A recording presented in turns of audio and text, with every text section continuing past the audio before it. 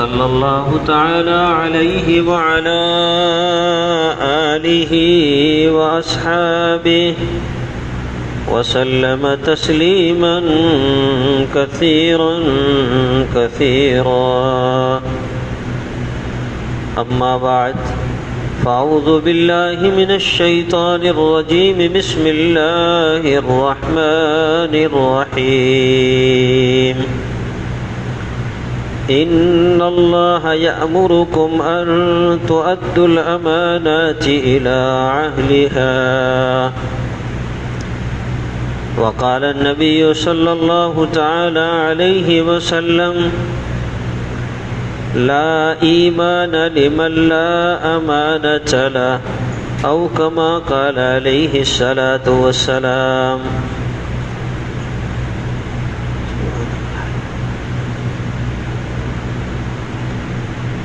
محترم بزرگوں،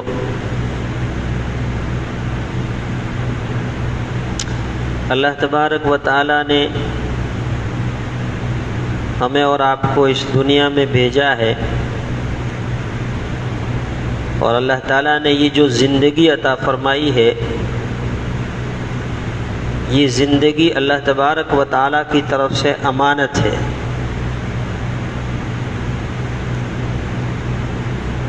اور اس امانت کے بارے میں اللہ تعالیٰ قیامت کے دن سوال کریں گے کہ میں نے جو تمہیں امانت دی تھی اس امانت کو تو نے پورے طور سے ادا کیا یا نہیں کیا. یہ جو قرآن پاک کی آیت میں نے آپ حضرات کے سامنے پڑھی، اللہ تبارک و تعالیٰ نے نبی کریم صلی اللہ علیہ وسلم کو حکم فرمایا کہ آپ کے پاس میں جو امانت ہے اس امانت کو اس کے اہل تک پہنچا دو، یعنی جس کی امانت ہے یہ امانت اس کو دے دو. کیا امانت تھی؟ نبی کریم صلی اللہ تعالی علیہ وسلم مکہ مکرمہ میں پیدا ہوئے. آپ کا خاندان قریشی خاندان تھا، اور قریشی خاندان میں الگ الگ برادریاں تھیں.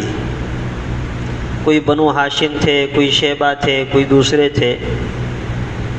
اور یہ حضرت ابراہیم علیہ السلام کے بیٹے حضرت اسماعیل علیہ السلام، حضرت اسماعیل علیہ السلام کی اولاد میں سے یہ لوگ تھے. ابراہیم علیہ السلام کے دو بیٹے اسحاق علیہ السلام اور اسماعیل علیہ السلام. ابراہیم علیہ السلام کے بیٹے اسحاق علیہ السلام، اسحاق علیہ السلام کے بیٹے یعقوب علیہ السلام، یعقوب علیہ السلام کے بیٹے یوسف علیہ السلام، اور انہی کی نسل میں آگے چل کر کے حضرت موسیٰ علیہ السلام، حضرت داؤد علیہ السلام، حضرت سلیمان علیہ السلام، حضرت عیسیٰ علیہ السلام، یہ جتنے انبیاء اکرام آئے ہیں ساری اسی نسل سے ہے. اور دوسرے بیٹے حضرت اسماعیل علیہ السلام، اسماعیل علیہ السلام سے لے کر کے نبی کریم صلی اللہ علیہ وسلم تک یہ قریشی خاندان ہے. اس قریشی خاندان میں کوئی نبی نہیں ہے. تو یہ قریشی یہ اپنے آپ کو حضرت ابراہیم علیہ السلام کے دین پر کہتے تھے کہ ہم تو ابراہیم علیہ السلام کے دین پر ہیں اور انہی کو ماننے والے ہیں. ان کے پاس کوئی آسمانی کتاب نہیں تھی. بیت اللہ شریف جو اللہ کا گھر ہے، اس گھر کی حفاظت کرنا، حج کرنا، اور حج کرنے کے لیے جو لوگ آتے تھے ان کا یہ احترام کرتے تھے، خدمت کرتے تھے. اور سارے عرب میں لوٹ کھسوٹ مار دھاڑ کا ماحول تھا، لیکن مکہ کے رہنے والوں کے دوسرے عرب کے لوگ ان کا احترام کرتے تھے کہ اللہ کے گھر کے پاس میں رہنے والے مکہ کے لوگ ہیں. تو اس مکہ کی وجہ سے ان کا احترام کیا جاتا تھا. اللہ نے قرآن میں بیان فرمایا کہ جس بیت اللہ کی وجہ سے تمہارا احترام کیا جاتا ہے اس بیت اللہ شریف کا کچھ تمہیں بھی خیال کرنا چاہیے اور اپنے آپ کی ذات کو پہچاننا چاہیے.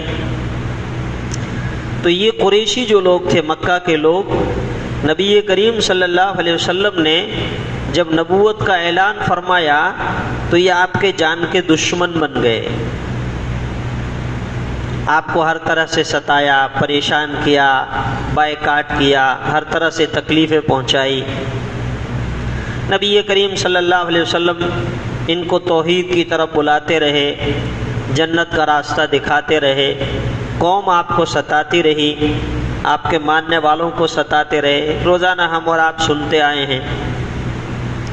یہ قریش کی جو برادریاں تھیں، ان برادریوں کے پاس میں الگ الگ خدمتیں تھیں۔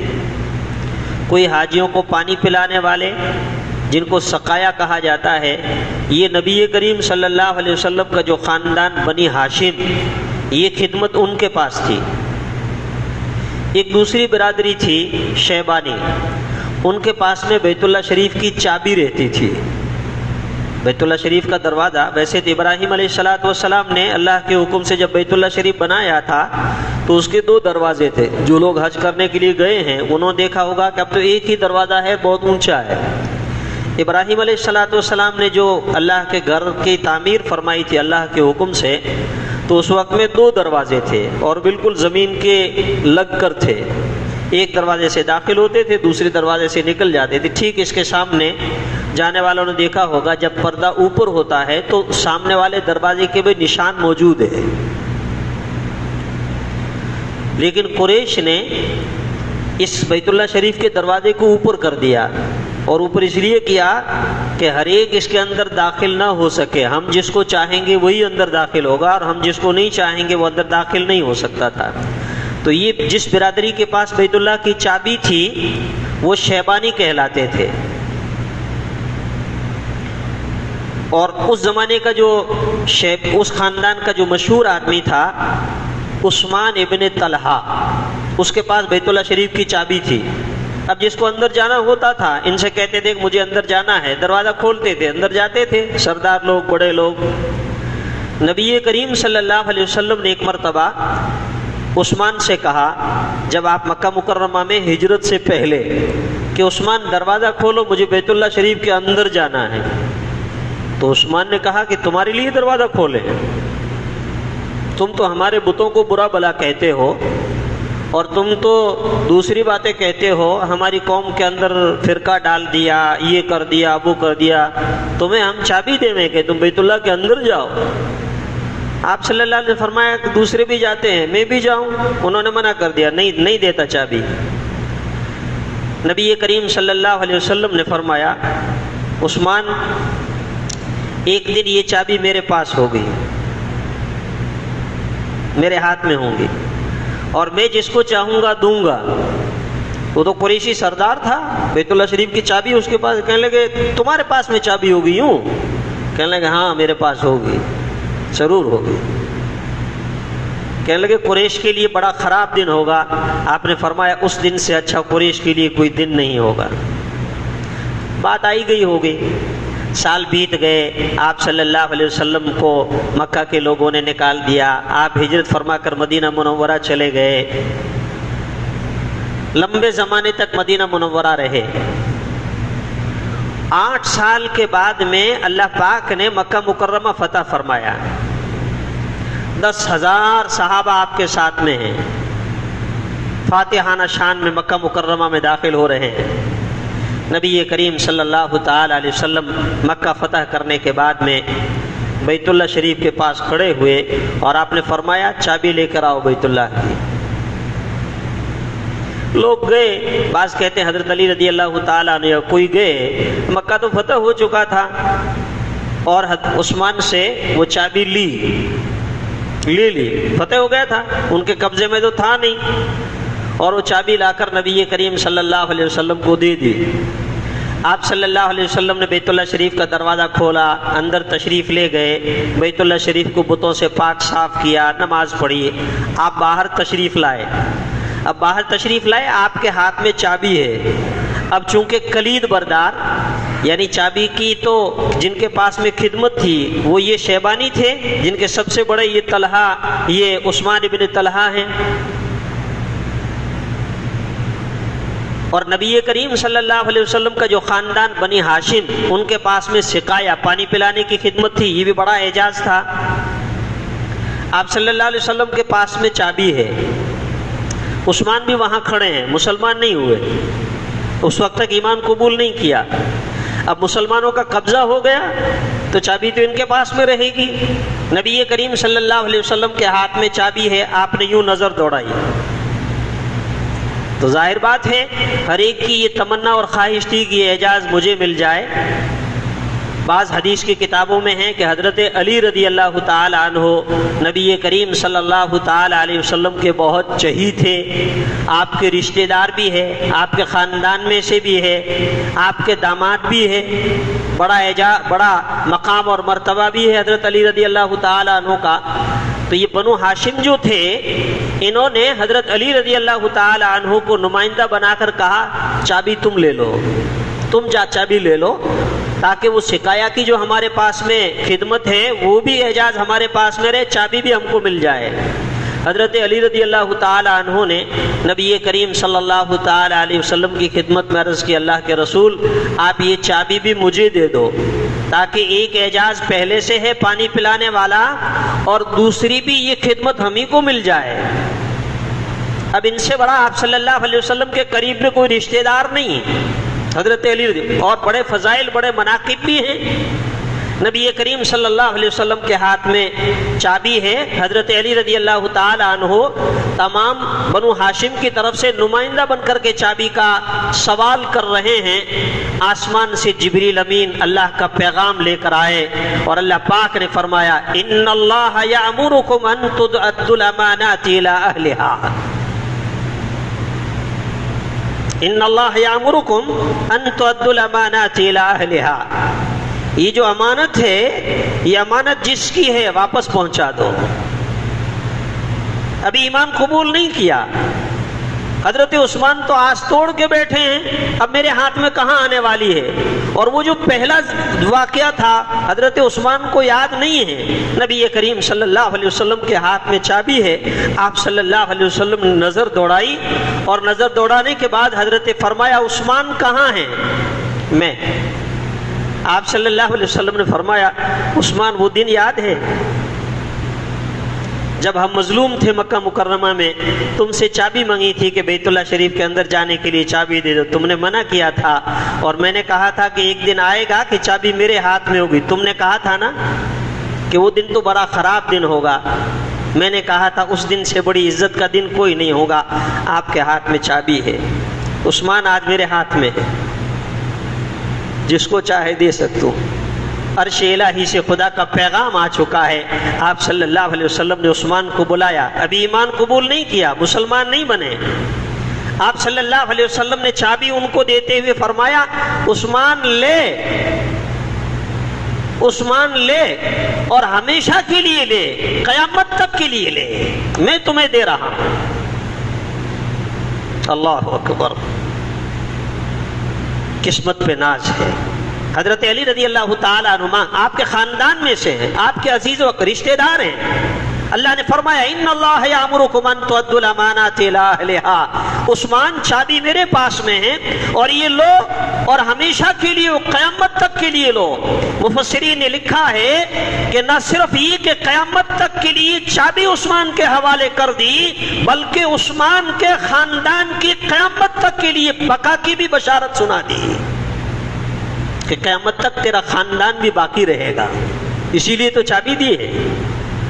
بعض کتابوں میں ہیں ہمارے اکابرین میں کہ حضرت عیسیٰ علیہ السلام تشریف لائیں گے تو ایک خط لکھا، اور ایک خط لکھ کر کے اور بھی کوئی چیزیں، وہ اس خاندان کو، جس خاندان کو نبی کریم صلی اللہ علیہ وسلم نے چابی دی تھی، اور یوں فرماتا ہے قیامت تک کے دن یہ تمہارے پاس میں رہے گی، تو گویا قیامت تک کے لیے تمہارا خاندان یہاں مکہ میں موجود رہے گا۔ عیسیٰ علیہ السلام تشریف لائیں گے، میرا یہ خط اور میری یہ چیز عیسیٰ علیہ السلام تک پہنچا دینا، تمہیں ملے تو تم پہنچا دینا، ورنہ اپنے خاندان میں وصیت کرتے رہنا کہ جب عیسیٰ علیہ السلام آ جائے میری امانت وہاں تک پہنچا دینا۔ میں تو عرض یہ کر رہا کہ اللہ تبارک و تعالی نے حکم فرمایا کہ امانت جس کی ہے اس کے حوالے کرو۔ اب یہ امانت کس کو کہتے ہیں؟ ہمارے معاشرے میں ایک عام طور سے امانت کا ایک مفہوم سمجھتے ہیں اور یوں کہتے ہیں کہ کسی کے پاس میں کوئی چیز رکھ دی، پیسہ رکھ دیا، سونا رکھ دیا، کوئی چیز رکھ دی کہ تیرے پاس میں لے، جب میں مانگوں تو مجھے واپس کر دینا۔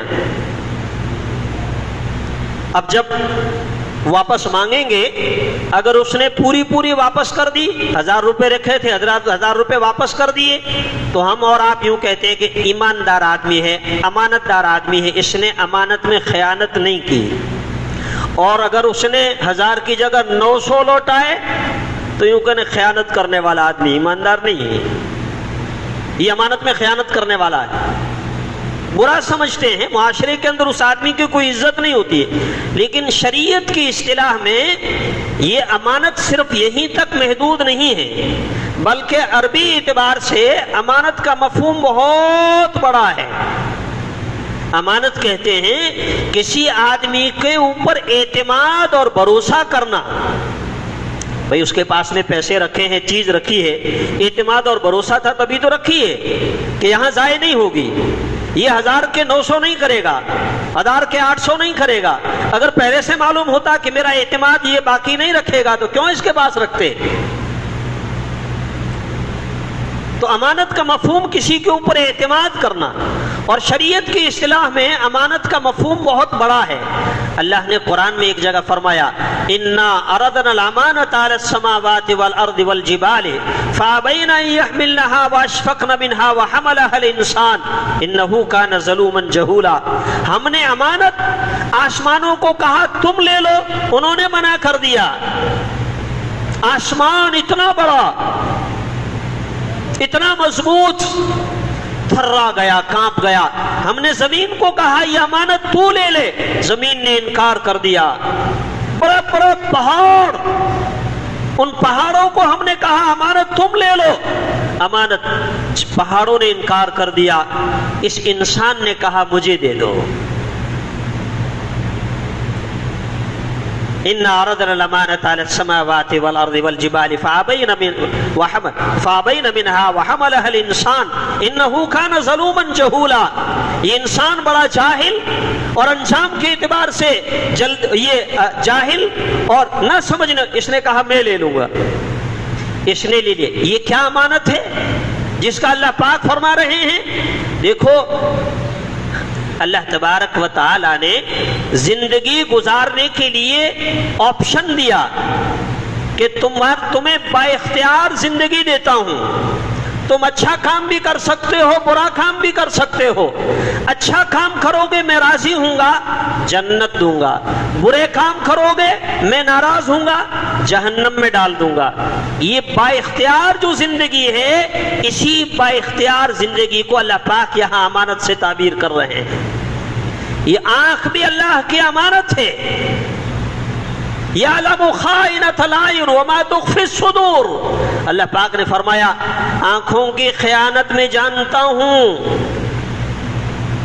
کہ میں نے تمہیں امانت دی تھی آنکھوں کی شکل میں، اور میں نے کہا تھا اس آنکھ سے ماں باپ کے چہرے کو دیکھنا، اس آنکھ سے قرآن کو دیکھنا، اس آنکھ سے بیت اللہ شریف کو دیکھنا، اس آنکھ کو وہاں استعمال کرنا جہاں میں نے کہا ہے، وہاں استعمال نہیں کرنا جہاں میں نے منع کیا ہے۔ نامحرم پر نظر مت ڈالنا، غلط جگہ پر نظر نہ ڈالنا، یہ میں نے منع کیا ہے۔ اسی طرح زبان ہے، اس زبان سے اللہ کا ذکر کریں، قرآن کی تلاوت کریں۔ اچھائی بھی استعمال ہو سکتی ہے، برائی جگہ بھی استعمال ہوتی ہے، اور یہ زندگی پوری کی پوری اللہ پاک کی امانت ہے۔ اسی لیے حدیث پاک میں نبی کریم صلی اللہ تعالی علیہ وسلم نے فرمایا قیامت کے دن اللہ پاک اپنے بندے کو اپنے سامنے کھڑا کریں گے اور 5 چیزوں کا سوال ہوگا، 5 چیزوں کا۔ ان 5 چیزوں کا جب تک جواب نہیں دے گا اللہ کے سامنے سے جا نہیں سکتا۔ پہلا سوال، میں نے تجھے زندگی دی تھی، اس زندگی کو کہاں کھپا کر آیا؟ یہ امانت تھی، یہ زندگی امانت تھی، اس امانت کو کہاں خرچ کر کے آیا اس کا حساب لا۔ 50 سال کی امانت، 60 साल की अमानत, कितने महीने की अमानत, एक एक दिन अमानत, एक एक रात अमानत, एक एक घंटा अमानत, एक एक मिनट अमानत, एक एक सेकंड अमानत। इस अमानत को गुनाह में खर्च करके आया या मुझे राजी करने वाले कामों पे खर्च करके आया, उसका हिसाब लाओ। और फिर उसमें भी अल्लाह पाक फरमाएंगे उस सारी जिंदगी में से जवानी कहां खपा कर आया, उसका हिसाब अलग से ला। जवानी बड़ी नेमत है, उसको कहां खर्च करके आया, उसका हिसाब ला। और तीसरा सवाल होगा माल कहां से कमाया और इस माल को कहां खर्च किया। दोनों, ये नहीं कि जहां से चाहे हाथ मार लिया, गरीब का देखा ना हलाल देखा ना हराम देखा, ना अपना देखा ना पराया देखा, ना पड़ोसी का देखा ना किसी का देखा, जिसका है। लेकिन मुसलमान नहीं कर सकता, वो समझता है आज मैं यहां कब्जा कर लूंगा, कयामत के दिन अल्लाह पाक सामने खड़ा करके और जमीन का तौक डालकर लोगों से कहेंगे ये मेरी अमानत के अंदर खयानत करने वाला देख लो। इसी तरह से अल्लाह पाक फरमाते थे जितना तू जानता था उसके ऊपर कितना अमल करके आया, उसका हिसाब ला। तो मेरे भाई ये ज़िंदगी अमानत है, हमें सोचना चाहिए अल्लाह तबारक व तआला ने ये कीमती जो ज़िंदगी हमें दी है इसको कहाँ खर्च करना चाहिए। आज हम और आप अल्लाह तौफीक अता फरमाए अपने आप को बहुत अच्छा समझते हैं, बड़ा नेक समझते हैं। अल्लाह पाक ने 2 रकात नमाज पढ़ने की तौफीक अता फरमा दी, अल्लाह के रास्ते में खर्च करने की तौफीक अता फरमा दी, तो फिर हमसे अच्छा कौन है। फिर जो चाहे करो, पड़ोसी को सताओ, किसी का हक मारो, जबान से किसी को गालियां दो, जो कुछ चाहे। हम तो नमाजी हैं, हम तो इबादत कर। शैतान और नफ्स ने धोखे में डाल रखा है। मालूम है हजरत उमर रदी अल्लाह ताला अन्हु, कौन उमर? मेरे आका ने फरमाया उमर धरती पर बोलता है, अर्श से अल्लाह का कुरान उमर की तायीद करता है।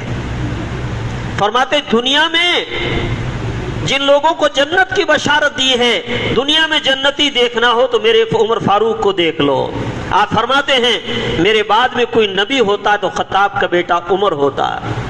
इतना बड़ा मकाम और मर्तबा।